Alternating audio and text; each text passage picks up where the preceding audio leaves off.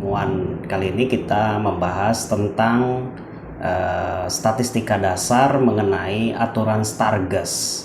Ini adalah kelanjutan dari distribusi frekuensi dan juga perhitungan pemusatan data.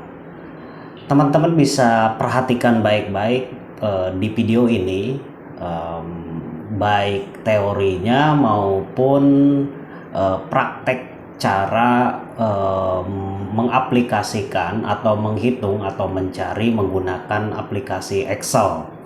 Jadi nanti teman-teman di sini mempraktekkan di rumah ya menggunakan Excel atau juga bisa manual menggunakan kalkulator. Di sini perhatikan tahapan demi tahapan ya. Pertama, kita akan mempelajari mengenai statistika dasar tentang masih di seputaran bab 5 dan bab 6 ya kembali, yaitu penyajian data dalam tabel distribusi frekuensi dan ukuran pemusatan data. Di sini kita belajar mengenai metode Stargess ya. Jadi di distribusi frekuensi ini merupakan pengelompokan objek ke dalam kelompok berbentuk A sampai B ya, yang disebut juga dengan kelas interval. Jadi misalnya di sini ada umur ya 17 sampai dengan 45 tahun gitu kan. Pada dasarnya cara menampilkan data tersebut dikelompokkan dalam bentuk kelas ya. Di dalam kelas tentu ada yang dinamakan rentang kelas, juga ada yang dinamakan jumlah kelas. Contoh saja seperti ini. Misal data umur ada 17, 45, 40, 25, dan 35. Jika kita kelompokkan, katakanlah jumlah kelas yang diperoleh ada 3. Maka di sini di kelompok pertama, di kelas pertama, itu dikelompokkan menjadi kurang dari sama dengan 17 tahun. Kelompok kedua atau kelas kedua itu 18 sampai 35 tahun dan kelas ketiga 36 sampai 45 tahun. Ini adalah contoh sederhana pengelompokan sebagaimana yang sudah diajarkan sebelumnya. Urutan kelas interval ini disusun mulai dari nilai data terkecil hingga data terbesar.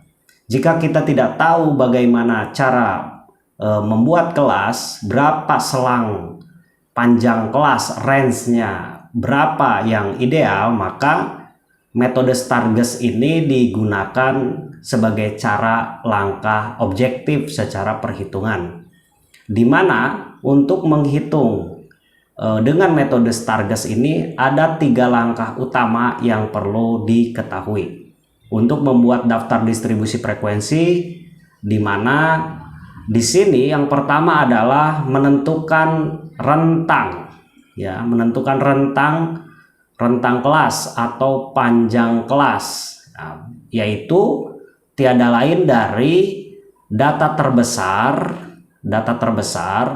dikurangi data terkecil. Kemudian langkah yang kedua adalah menentukan banyaknya kelas interval. Kalau contoh sebelumnya kita sudah dapatkan ada 3 kelas ya. Di sini jika kita mau menghitung dengan menggunakan metode Stargess, banyaknya kelas yang diperlukan berdasarkan aturan Stargess, banyak kelas dapat diambil ini dengan rumus K sama dengan 1 ditambah 3,3 log N, di mana K sama dengan banyaknya kelas dan N jumlah pengamatan. Yang ketiga, di dalam menentukan panjang kelas interval, maka menggunakan rumus P sama dengan rentang data terbesar dikurangi data terkecil tadi, yang poin pertama, dibagi dengan banyak kelas dari hasil perhitungan poin kedua. Seperti itu ya secara umum. Jadi harga P ini diambil sesuai dengan ketelitian satuan data yang digunakan. Jika data yang digunakan berbentuk satuan, ambillah harga P teliti sampai satuan. Untuk data hingga sampai desimal dan begitu seterusnya. Dalam penelitian ini banyak kelas yang digunakan adalah 3 dengan rentang kelas yang berbeda-beda untuk setiap kriteria. Misal di sini ada nilai mahasiswa. Ada 20 mahasiswa di sini. Ada 20 mahasiswa. Dengan daftar nilai mahasiswa beragam. Misal mahasiswa 1 nilainya 35, mahasiswa 2 nilainya 65, mahasiswa 3 nilainya 37, mahasiswa 4 52, mahasiswa kelima 47, sampai dengan mahasiswa ke-19 70, mahasiswa ke-20 71 nilainya. Kita akan buat rentang kelas ya. Pertama, dalam menentukan rentang kelas yaitu data terbesar dikurangi data terkecil. Catatannya, data di sebelah kiri ya, di tabel sebelah kiri harus diurutkan terlebih dahulu ya. Nantinya teman-teman urutkan terlebih dahulu dari yang terkecil sampai yang terbesar berurutan. Kalau kita melihat data di samping, maka di situ diperoleh 91 itu angka yang paling besar dan 20 ini adalah daftar nilai yang paling kecil. Angka yang paling kecil. Jadi rentang kelas di sini sebanyak 91 dikurangi 20 sama dengan 71. Kemudian langkah yang kedua adalah yaitu menentukan banyaknya kelas, yaitu K ya. K sama dengan 1 ditambah 3,3 log N ya, rumus ini ya. K sama dengan 1 ditambah 3,3 log N sama dengan 1 ditambah 3,3 log 20. N itu adalah banyaknya pengamatan, log 20. Jadi sama dengan, silahkan teman-teman hitung menggunakan kalkulator atau menggunakan Excel. Sama dengan 1 ditambah 3,3 ditambah 1 ditambah 3,3 kali 1,3. Log 20 itu 1,3 kurang lebih. Sama dengan, silahkan dihitung ya, 5,29. Jadi pembulatan dari poin 2 ini ya, poin 2 ini kan 5,29. Kita bulatkan menjadi 5 ya. Kalau di atas 5,5 atau 5,5 atau di atasnya bisa dibulatkan menjadi 6. Di sini karena di bawah 5,5 kita bulatkan menjadi 5. Maka jumlah kelas itu nantinya sebanyak 5 ya. Kemudian langkah berikutnya yaitu menentukan panjang kelas interval, yaitu menggunakan rumus P sama dengan rentang data terbesar dikurangi data terkecil dibagi dengan banyaknya kelas ya, banyak kelas atau jumlah kelas. Kalau kita melihat poin 1 di sini rentang kelas jumlahnya ada 71, banyaknya kelas ada sebanyak 5. Jadi 71 dibagi dengan 5 sama dengan 14,2. Hal yang sama, pembulatan poin 4 yang ini, pembulatan poin 4, karena di bawah 14,5 katakanlah menjadi 14 ya. Maka panjang kelas itu menjadi 14 panjang kelas ini adalah range ya. Langkah selanjutnya, urutkan data tabel di sebelah kiri ini ya. Kemudian buat kelas dengan panjang kelas 14, jumlah kelasnya sebanyak 5 gitu. Kita ke slide berikutnya. Data yang sama, setelah urutan nilai mahasiswa ini dikerjakan dan mahasiswa ini diurutkan ya, mahasiswa ini ngacak nih, sesuai dengan daftar nilai dari terkecil sampai terbesar, maka akan diperoleh ya dari nilai terkecil terlebih dahulu. Kita mulai dari terkecil terlebih dahulu, angka terkecil. Kita lihat informasi hasil perhitungan sebelumnya, di mana jumlah kelas sebanyak 5, maka di sini ada jumlahnya 5. Oke ya. Dan kemudian di sini panjang kelas atau range itu sebanyak 14. Oke. Maka kita ambil nilai terkecil 20 ditambah 14. Jadi 20 sampai 34. Seperti itu ya. Kemudian nomor 2 yaitu dari 34 ini selang berikutnya adalah 35 ya. 35 sampai berapa? Ditambah 14 sampai dengan 49. Kelas ketiga dari 49 lalu ke 50 sampai berapa? Sampai 50 ditambah 14 yaitu 64. Kemudian kelas keempat yaitu dari 64 ke 65. 65 sampai berapa? Sampai 65 ditambah 14 sampai 79. Kemudian kelas yang kelima dari 79 ini mulai dari 80. Jadi 80 sampai dengan 94. Seperti itu. Lalu kemudian sampai di sini kita sudah berhasil membuat banyaknya kelas dengan range kelas masing-masing menggunakan aturan Stargess ya. Coba kita hitung sesuai dengan pembelajaran sebelumnya. Angka 20 sampai dengan 34. Angka 30 sampai 34 jumlahnya ada hanya 1 ya. Oke.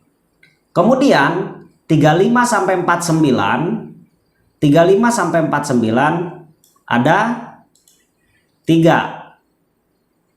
Kemudian 50 sampai 64, 50 sampai 64 ada berapa?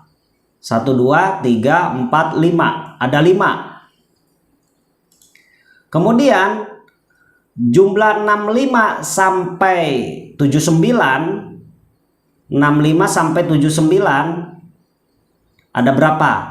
1, 2, 3, 4, 5, 6, 7. Ada 7.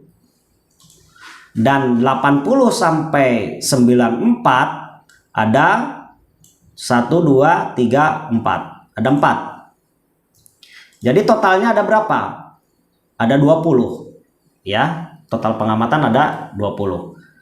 1 ditambah 3, 4, 9, 16, 20. Oke ya. Ini coba kita copy di Excel. Jadi di sini jumlah kelas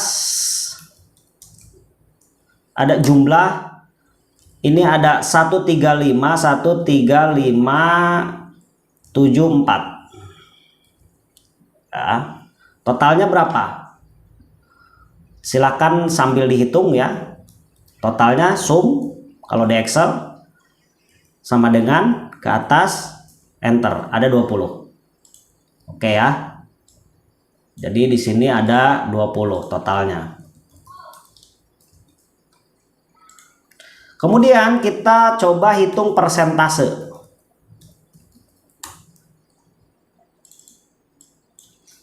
Persentasenya ya. Maka menghitung persentase itu adalah masing-masing kelas dibagi dengan totalnya. Masing-masing kelas dibagi dengan totalnya. Masing-masing kelas dibagi dengan totalnya. Oke, kelas pertama sama dengan 1 ya, diarahkan rumusnya ke sebelah kiri dibagi dengan 20. Ya, seperti itu. Kalau kita tarik aja langsung ke bawah, maka dia nilainya seperti ini. Jika dipresentasikan tinggal diklik aja bagian presentasi ini. Ya, kalau di Excel klik, maka dia ini desimalnya kita tambahkan, yang sebelah kiri ini nambahin desimal ya, increase desimal 2 kali klik. Nah, maka ini persentasenya, yang ini jumlahnya. Seperti itu ya. Di sini ada pertanyaan. Ini kita isi dulu ya. Ini 5%, 5,00%. Kemudian yang kelas kedua 15%. Kelas ketiga 25%. Kelas keempat 35%. Kelas kelima 20%. Total 100%. Oke.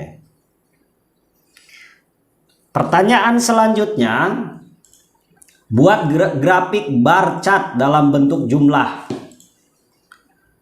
Maka cara membuat grafik di Excel itu insert ya, pakai grafik ini. Ini bar chart. Ini namanya bar chart. Ini line chart, ini pie chart ya. Bar chart ini bisa dua ya, ini dengan ini ya, bisa dalam bentuk vertikal atau dalam bentuk horizontal ya. Kalau ini line chart, fungsinya untuk apa line chart? Ada waktu, ada tren ya. Nah, kembali lagi ke materi sebelumnya, terus kemudian pie chart. Kita pakai bar chart ya, yang kolom ini. Maka berdasarkan jumlah ini di blok ya, yang range kelas dengan jumlah kelas, lalu klik salah satu ya, klik. Nah, oke, diperoleh di sini gambar pertama.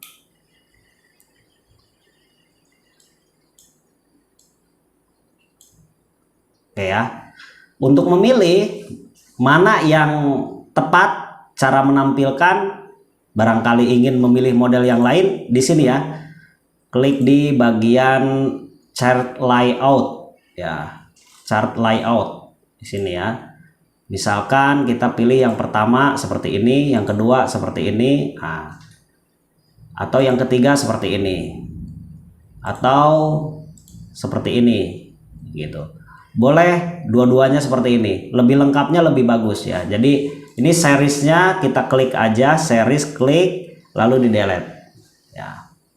Jadi gambarnya seperti ini. Warna juga bisa diperbaiki. Misalkan kita tidak puas dengan warna ini, klik saja gambar batangnya ya. Kemudian home yang ini ya. Boleh kita pilih warna yang mana. Misal warna hijau atau warna merah ya, atau warna kuning, warna orange ya, seperti ini misalkan. Jadi seperti ini untuk membuat grafik bar chart versi jumlah ya. Kemudian untuk membuat grafik versi persentase sama halnya di blok, tetapi di blok hanya bagian angka yang dibutuhkan, range kelas dengan persentase. Jadi dua itu aja. Kalau tadi ini ya karena range kelas dengan jumlah yang dipakai. Kalau ini sekarang range kelas dengan persentase. Hal yang sama, insert kolom seperti ini ya. Ini adalah tampilan bagaimana membuat grafik bar chart dengan persentase. Hal yang sama kita pilih saja ya. Bisa yang ketiga seperti ini. Nah, seriesnya kita hilangkan. Nah, bentuknya seperti ini. Mirip ya dengan di atas sebarannya. Nah,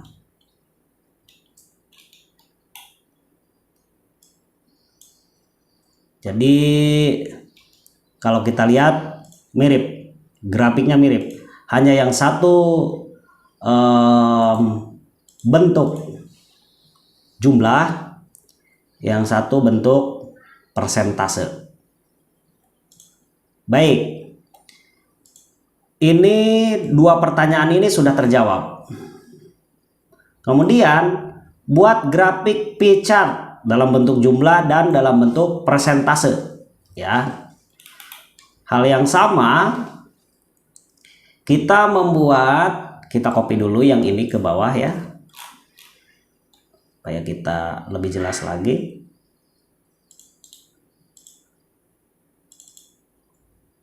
Ya, kita presentasikan lagi.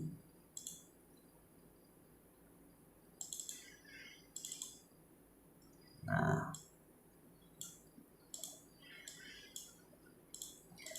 ini kita membuat berdasarkan grafik pie chart yang ini. Nah, bentuknya seperti ini. Kita bisa otak-atik ya di sini. Bisa seperti ini, bisa seperti ini. Ya. Nah, ini kita bisa edit ya, format flow chart. Atau maaf, ini bisa kita edit menjadi format data series.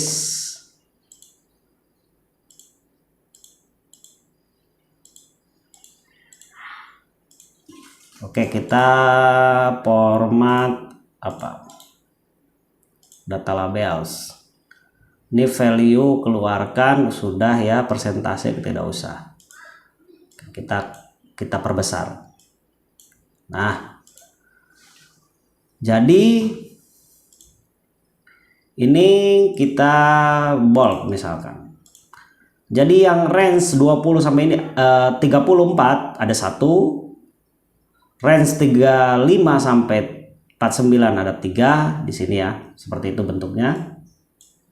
Ini bisa dibesarin, diperbesar. Perbesar ya, bisa diperbesar seperti itu. Kemudian pertanyaan selanjutnya adalah buatkan grafik pie chart dalam bentuk persentase. Hal yang sama yang di blok adalah range dengan persentase ini saja. Insert pie chart.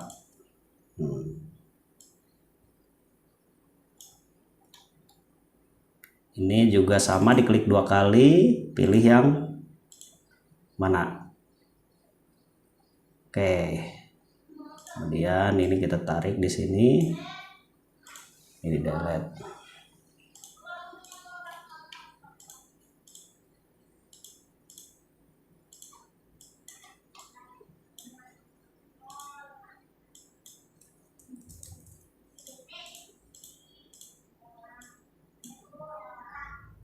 Kita perbesar, klik kontrol file data, value saja. Nah, itu kita bold, kita pisahkan. Nah, seperti itu. Jadi kurang lebihnya hampir mirip ya, gambar yang pie chart yang di atas dengan yang di bawah. Hanya kalau yang di atas dalam bentuk jumlah, kalau yang di bawahnya adalah versi persentase. Kurang lebih seperti itu untuk penjelasan grafik pie chart ya.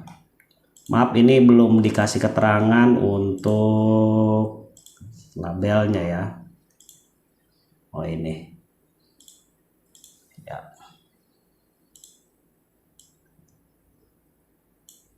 ini bisa ditarik ke bawah, ini bisa dibesarkan.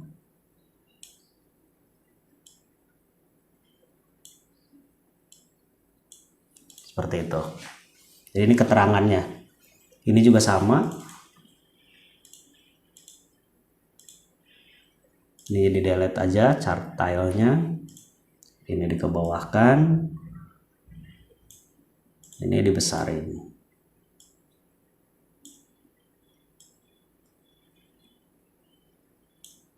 Ya.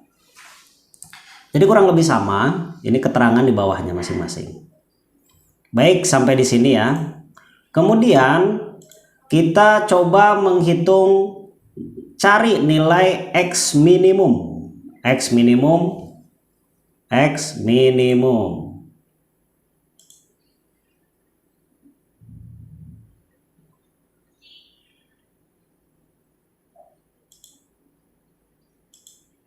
X minimum. Berarti kita menggunakan data yang sudah terurut. Misalkan kita kembali ke data ini ya. Ini daftar data yang sudah terurut. Pertama adalah kita menghitung X minimum. Kalau di Excel itu menggunakan rumus sama dengan min kurung buka tarik sebaran, lalu enter, lalu dapatlah 20. Kalau ini sifatnya ngacak ya. Karena ini sudah teratur ya, maka sudah ditentukan oleh rumus.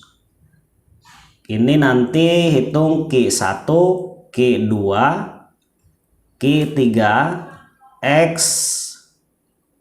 maksimum. Kita hitung dulu sama dengan max sama dengan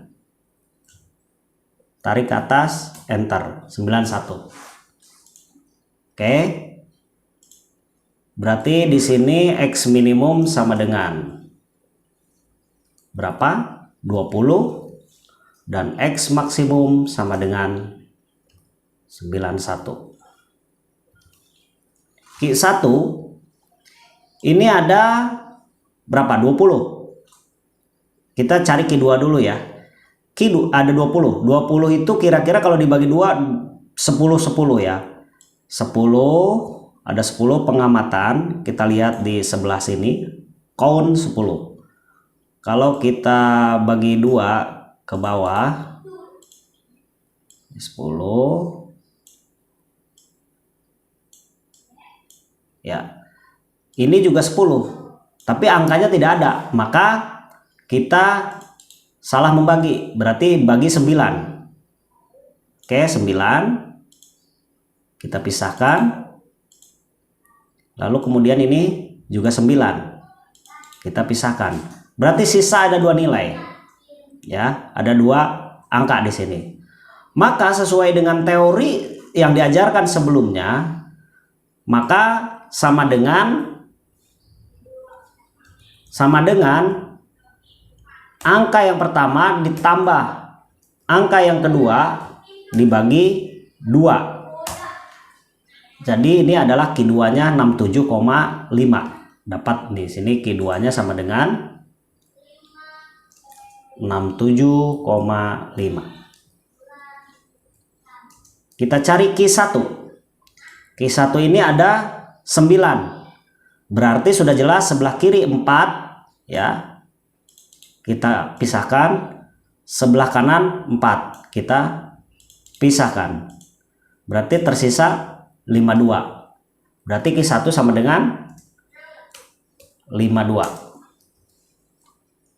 Kemudian kita mencari Q3. Hal yang sama juga di Q3 itu ada 9. Sudah jelas berarti sebelah kiri ada 4. Kita pisahkan. Sebelah kanan ada 4. Kita pisahkan. Tersisa 78. Jadi 78. Kita cari X bar rata-rata, nilai rata-rata dari keseluruhan dari daftar nilai ini. Sebenarnya sudah terlihat di sini juga kalau Excel.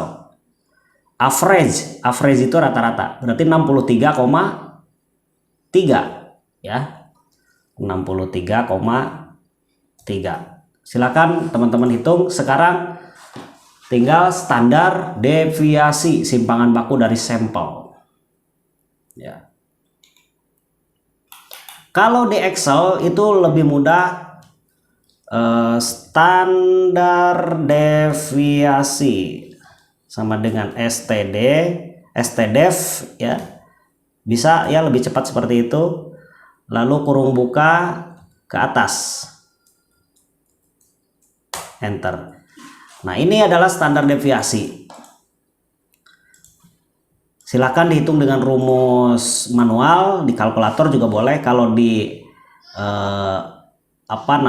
di Excel menggunakan rumus sama dengan stdef ya, 18,32.